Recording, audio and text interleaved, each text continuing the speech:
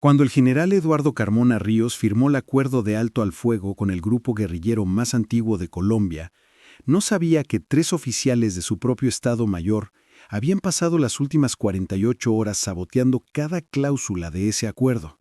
En ese momento, mientras las cámaras de televisión capturaban el histórico apretón de manos entre el general y el comandante guerrillero en un campamento remoto de la selva del Caquetá, un grupo de militares de élite ejecutaba un plan diseñado para destruir el proceso de paz antes de que comenzara. Y Óscar Naranjo acaba de descubrir que la traición no venía de enemigos externos, sino del corazón mismo de las Fuerzas Armadas colombianas. Era un momento que Colombia había esperado durante 58 años. El general Eduardo Carmona Ríos, comandante de las fuerzas militares, había negociado durante 14 meses un acuerdo de alto al fuego con las Fuerzas Armadas Revolucionarias del Oriente, FARO, un grupo guerrillero que había operado en la selva colombiana desde 1964. El grupo tenía aproximadamente 2.400 combatientes activos. Controlaba vastas áreas del Caquetá, Putumayo y Meta, y había sido responsable de miles de muertes en casi 6 décadas de conflicto. Pero después de años de debilitamiento militar, presión internacional y cambios generacionales en su liderazgo, Faro había aceptado entrar en conversaciones de paz. Las negociaciones fueron secretas, delicadas, complejas. Hubo momentos en que todo parecía derrumbarse, pero finalmente, el 15 de marzo, ambas partes llegaron a un acuerdo. El general Carmona era un militar de carrera con 35 años de servicio. Había combatido contra guerrillas, narcotraficantes y organizaciones criminales. Había perdido amigos en combate. Había visto morir soldados bajo su comando y precisamente por eso entendía que la guerra no podía durar para siempre, que había llegado el momento de buscar una salida negociada. El acuerdo de alto al fuego incluía disposiciones específicas, cese bilateral de operaciones militares a partir del 1 de abril, establecimiento de 15 zonas de concentración donde los guerrilleros entregarían armas, desminado humanitario de áreas bajo control guerrillero, reintegración de combatientes a la vida civil con garantías de seguridad, investigación conjunta de crímenes de guerra cometidos por ambas partes. El presidente de la República había respaldado públicamente el acuerdo. La comunidad internacional lo celebraba como un avance histórico. Las organizaciones de derechos humanos expresaban esperanza cautelosa, pero dentro de las Fuerzas Armadas no todos compartían el entusiasmo del general Carmona. Pero lo más impactante estaba por venir. En una reunión del alto mando militar, realizada 72 horas antes de la firma del acuerdo, 3 generales expresaron abiertamente su oposición. El general Héctor Salinas, comandante de la Fuerza Aérea, el general Rodrigo Méndez, director de inteligencia militar, y el coronel Fabián Torres, jefe de operaciones especiales. Sus argumentos eran predecibles. No se negocia con terroristas. Los guerrilleros deben rendirse incondicionalmente o ser eliminados militarmente. Este acuerdo es una traición a los soldados caídos. El general Carmona escuchó sus objeciones con paciencia. Luego respondió con firmeza. Esta es una decisión política respaldada por el presidente. Nuestra función como militares es ejecutar la política del gobierno civil. El acuerdo será implementado con o sin su aprobación. La reunión terminó en tensión. Los 3 generales disidentes salieron del salón con expresiones de furia contenida. Y esa noche se reunieron en secreto en la residencia del general Salinas. Lo que acordaron en esa reunión sellaría el destino del proceso de paz. El 1 de abril, exactamente como estaba acordado, el alto al fuego entró en vigor a las 000 horas. Durante las primeras 24 horas, todo funcionó como se esperaba. Las unidades militares recibieron órdenes de suspender operaciones ofensivas. Los guerrilleros de Faro comenzaron a movilizarse hacia las zonas de concentración designadas. Observadores internacionales desplegaron en las áreas de conflicto para monitorear el cumplimiento del acuerdo. Había esperanza, pero el 2 de abril a las 14:30 horas ocurrió algo que nadie esperaba. Un helicóptero militar, Black Hawk, sobrevoló una de las zonas de concentración en el departamento del Caquetá. Era una violación técnica del acuerdo. pero podía explicarse como un error de navegación o un vuelo de reconocimiento mal coordinado. Los guerrilleros en tierra reportaron el incidente a los observadores internacionales. Se envió una protesta formal. El alto mando militar se disculpó y aseguró que no volvería a ocurrir. Pero 18 horas después, a las 8:45 del 3 de abril, ocurrió el verdadero desastre. 2 aviones de combate de la Fuerza Aérea Colombiana bombardearon un campamento guerrillero en las montañas del Putumayo. El ataque mató a 23 combatientes de Faro que estaban en proceso de desmovilización, incluyendo a 3 comandantes de alto nivel que habían participado directamente en las negociaciones de paz. La reacción fue inmediata y devastadora. Faro denunció el ataque como una traición deliberada, anunció que el alto al fuego estaba roto y que reanudarían operaciones militares. Los observadores internacionales exigieron explicaciones. El presidente convocó una reunión de emergencia con el alto mando militar. El general Carmona estaba furioso y confundido. Él personalmente no había autorizado ningún bombardeo. De hecho, había dado órdenes explícitas de que todas las operaciones aéreas en zonas de conflicto fueran suspendidas indefinidamente durante el período de alto al fuego. Ordenó una investigación inmediata. ¿Quién había dado la orden de bombardear? ¿Por qué los pilotos habían ejecutado una misión no autorizada? La respuesta oficial que recibió del comando de la Fuerza Aérea fue preocupante. El bombardeo había sido ordenado por el general Héctor Salinas, comandante de la Fuerza Aérea, bajo la justificación de inteligencia urgente que indicaba preparativos de un ataque guerrillero inminente contra una base militar. Carmona confrontó a Salinas. ¿Qué inteligencia? Muéstrame los reportes. Salinas presentó documentos que supuestamente provenían de inteligencia militar, reportes de movimientos guerrilleros sospechosos, comunicaciones interceptadas que sugerían planes de ataque, fotografías aéreas de concentraciones de combatientes. Pero algo no cuadraba. Carmona pidió verificación de fuentes originales, y ahí descubrió algo inquietante. Justo en ese momento, todo cambió. Los reportes de inteligencia presentados por Salinas habían sido fabricados. Las comunicaciones interceptadas eran falsas, creadas usando software de manipulación de audio. Las fotografías aéreas estaban fechadas incorrectamente, tomadas semanas antes del alto al fuego y presentadas como si fueran recientes. El bombardeo no fue un error, fue un sabotaje deliberado.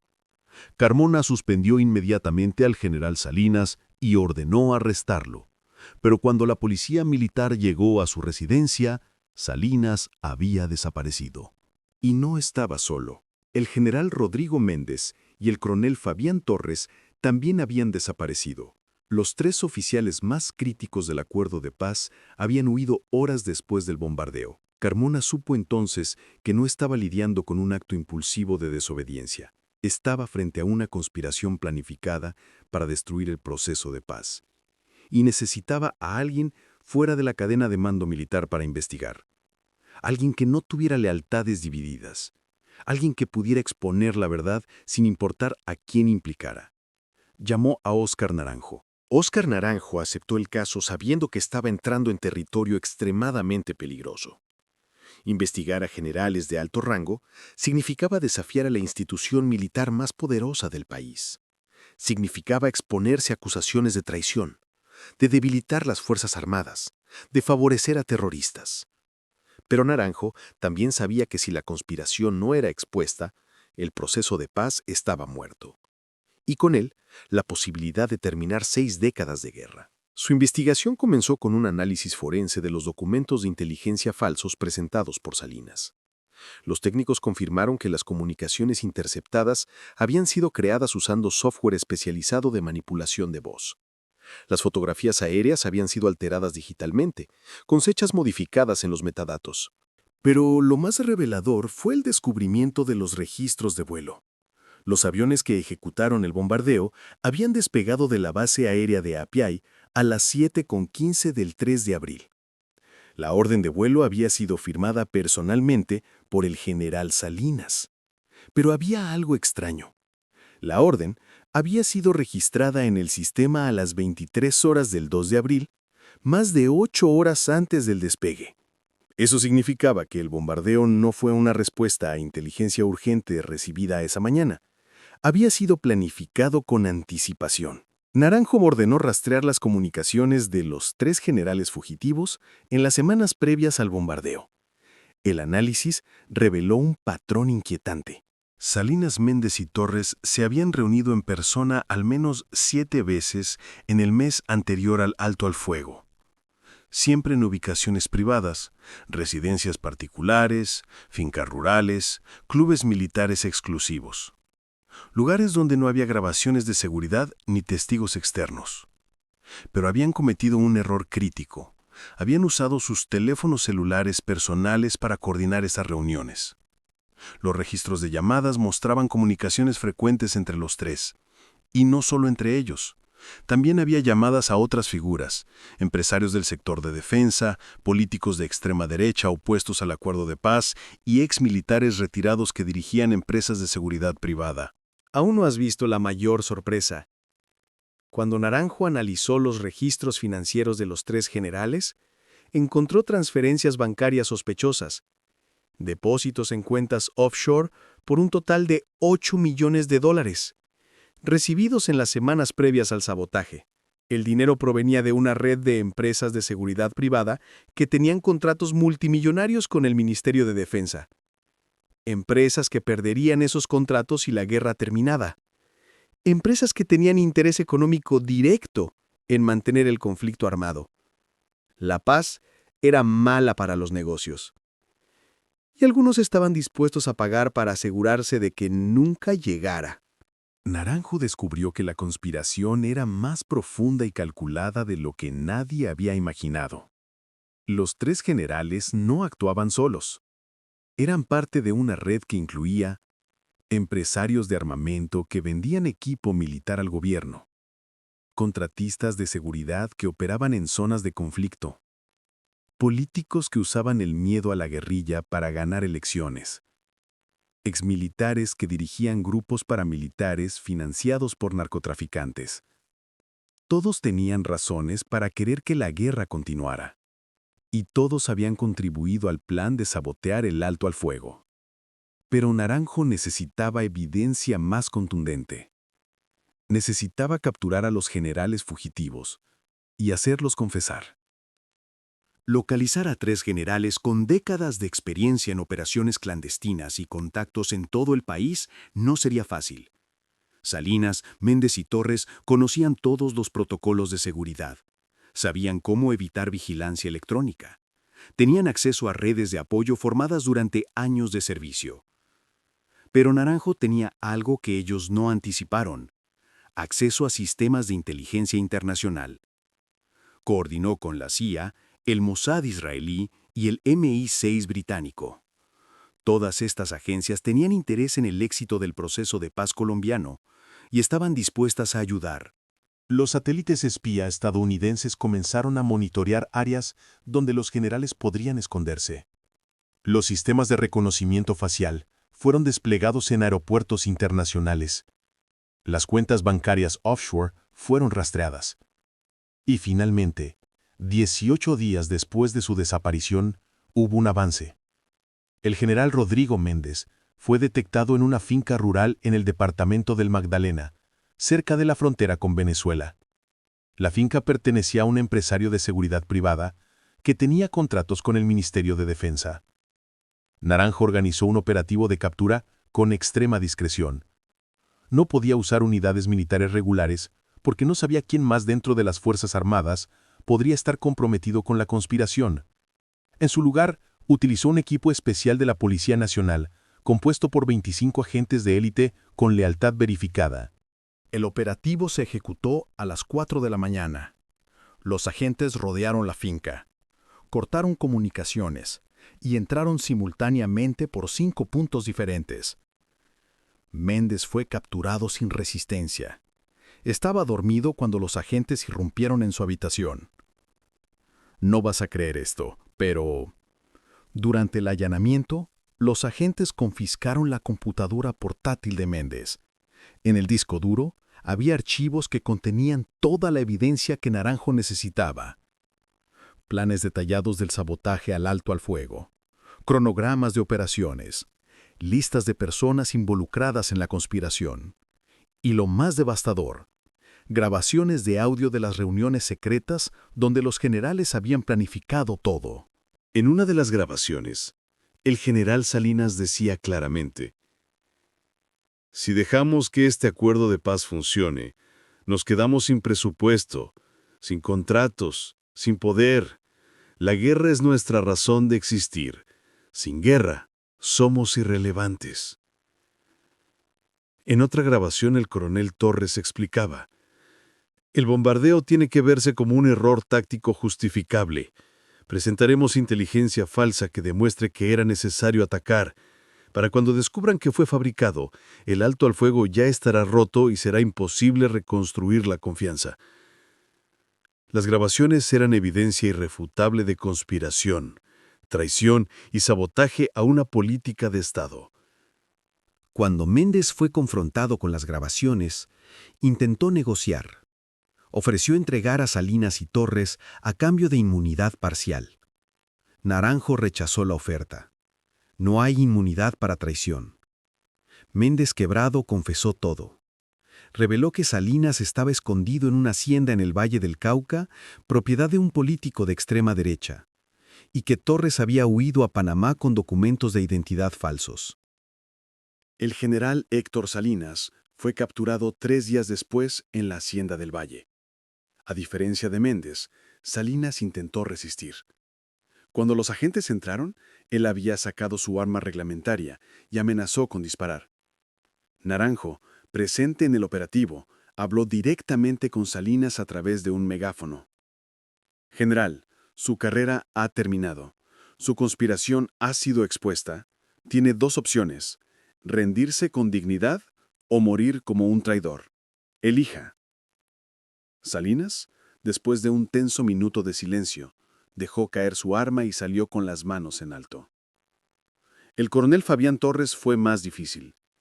Había logrado salir de Colombia usando pasaporte diplomático falso. Estaba en Ciudad de Panamá, en un apartamento seguro, financiado por uno de los empresarios de seguridad involucrados en la conspiración. La captura de Torres requirió coordinación internacional. El gobierno colombiano solicitó extradición formal. Las autoridades panameñas, después de revisar la evidencia presentada por Naranjo, autorizaron el arresto. Torres fue capturado en una operación conjunta entre policía panameña y agentes colombianos. Intentó huir por la ventana de su apartamento en un 3er piso, pero fue detenido antes de poder escapar. Los 3 conspiradores principales estaban en custodia, pero la investigación de Naranjo había revelado que la red era más grande. Lo que verás ahora no es nada. En total, 17 personas fueron arrestadas en conexión con la conspiración.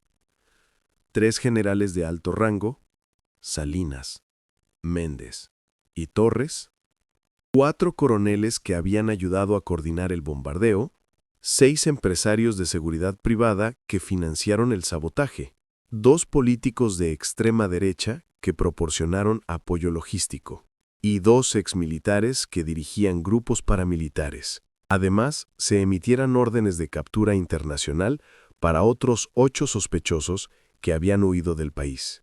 Los activos de todos los involucrados fueron congelados. Se confiscaron propiedades valoradas en $120 millones. Se cancelaron contratos gubernamentales con las empresas de seguridad privada comprometidas, contratos que valían $450 millones anuales. Pero el daño al proceso de paz era enorme. Faro había declarado roto el alto al fuego. Los combates se habían reanudado. La confianza entre las partes estaba destruida. El general Carmona intentó reactivar las negociaciones, pero los comandantes guerrilleros se negaron a reunirse. ¿Cómo podemos confiar en acuerdos cuando su propio ejército los sabotea?, dijeron públicamente. Los juicios de los conspiradores fueron realizados por tribunales militares especiales. La naturaleza de los crímenes, traición, sedición, sabotaje de política de Estado, requería el máximo nivel de seguridad y secreto. El general Héctor Salinas, confrontado con las grabaciones de audio, los documentos confiscados y el testimonio de Méndez, intentó justificar sus acciones con un argumento que muchos militares de línea dura compartían secretamente. Pasé 35 años de mi vida combatiendo a esa guerrilla. Vi morir soldados bajo mi comando. Asistí a funerales de compañeros asesinados por terroristas. ¿Y ahora se me ordena hacer las paces con esos asesinos como si nada hubiera pasado? Eso es traición a la memoria de los caídos. Naranjo, testificando como investigador principal, respondió con claridad devastadora. General Salinas, usted no fue obligado a estar de acuerdo con el proceso de paz. Fue obligado a obedecer órdenes legales de sus superiores civiles. En una democracia, los militares no deciden política, la ejecutan. Cuando usted decidió sabotear un acuerdo respaldado por el presidente y aprobado por el Congreso, usted dejó de ser un militar que cumplía órdenes. Se convirtió en un conspirador que puso sus intereses personales por encima del bien de la nación. El tribunal militar escuchó semanas de testimonios. La evidencia era abrumadora. Las grabaciones de audio eran irrefutables. Los documentos financieros mostraban el flujo de dinero de empresarios a los generales. Los veredictos fueron unánimes. General Héctor Salinas, culpable de traición, sedición y asesinato por los 23 guerrilleros muertos en el bombardeo. Sentencia: destitución deshonrosa, pérdida de pensión militar, 40 años de prisión. General Rodrigo Méndez, culpable de conspiración, fabricación de evidencia y obstrucción a la justicia.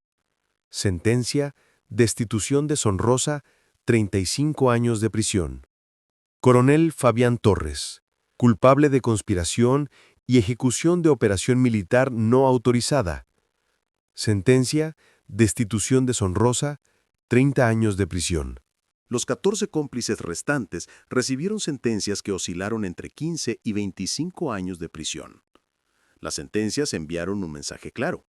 Nadie, sin importar su rango o historial de servicio, estaba por encima de la ley. Espera un momento. No te pierdas este detalle. Pero 6 meses después de las sentencias, algo extraordinario ocurrió. El general Eduardo Carmona, devastado por la traición dentro de sus propias filas, renunció como comandante de las fuerzas militares. En su carta de renuncia escribió: «He dedicado mi vida al servicio de esta nación, pero no puedo continuar liderando una institución donde algunos prefieren la guerra perpetua a la posibilidad de paz». Su renuncia fue un shock nacional. Carmona era respetado incluso por aquellos que no estaban de acuerdo con sus políticas. Su partida dejó un vacío en el liderazgo militar. Pero hizo algo más antes de irse. Viajó personalmente a las montañas del Caquetá para reunirse con los comandantes de Faro. Sin protección militar, sin cámaras de televisión, sin publicidad. Se reunió con ellos en un campamento guerrillero y les dijo algo que nadie esperaba. Los generales que sabotearon el alto al fuego han sido juzgados y condenados. La justicia ha sido hecha. Pero eso no repara el daño causado. Murieron 23 de sus compañeros por mi falta de control sobre mis propios oficiales. Por eso vengo a pedirles perdón y a pedirles que den una segunda oportunidad a la paz. Los comandantes guerrilleros, sorprendidos por el gesto, deliberaron durante horas. Finalmente, aceptaron reiniciar conversaciones. Pero con una condición: Carmona debía permanecer como garante personal del proceso. Si renunciaba, las conversaciones terminarían. Carmona aceptó, retiró su carta de renuncia y dedicó los siguientes 2 años a reconstruir el proceso de paz que sus propios oficiales habían saboteado. 2 años después del sabotaje, se firmó un nuevo acuerdo de alto al fuego. Esta vez funcionó. Los guerrilleros de Faro se desmovilizaron, entregaron sus armas, se reintegraron a la vida civil.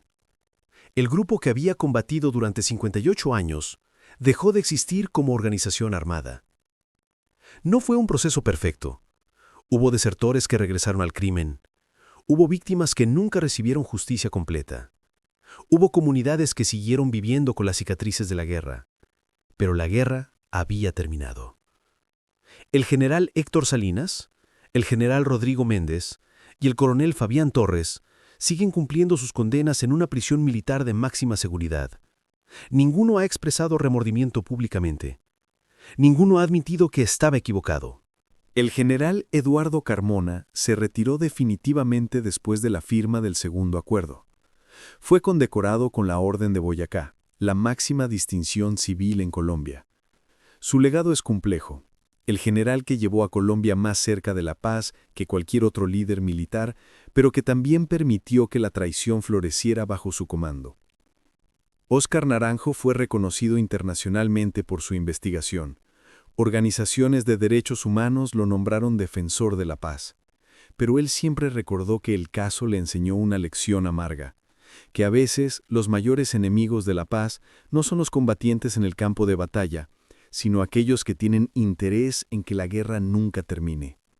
Las empresas de seguridad privada que financiaron el sabotaje fueron disueltas. Sus directivos enfrentan juicios civiles por conspiración. Los políticos involucrados perdieron sus cargos y están inhabilitados de por vida para servir en funciones públicas. Pero hay preguntas que permanecen sin respuesta. En la computadora del general Salinas, confiscada durante su captura, había un archivo encriptado que los técnicos forenses nunca pudieron abrir completamente. El archivo se llama operacionfenix.rar. Lo poco que pudieron descifrar sugiere que había un plan de contingencia. Si el sabotaje del alto al fuego fallaba, si los generales eran capturados, si el proceso de paz seguía adelante, había una Operación Fénix diseñada para resurgir de las cenizas. ¿Qué es la Operación Fénix? ¿Quién más está involucrado? Y sigue activa ahora que el acuerdo de paz fue firmado. En los archivos desencriptados, solo hay 3 líneas legibles. Si la paz se firma, activar fase 2. Eliminar líderes reinsertados sistemáticamente. Objetivo: provocar regreso a las armas. En los últimos 6 meses, 3 excomandantes guerrilleros desmovilizados han sido asesinados en circunstancias sospechosas. Las investigaciones no han identificado a los responsables. ¿Son asesinatos criminales comunes o es la Operación Fénix ejecutándose en silencio? Óscar Naranjo investiga cada caso, pero hasta ahora no ha encontrado evidencia concluyente. Solo sabe que hay personas que todavía quieren que la guerra regrese y que harán cualquier cosa para lograrlo.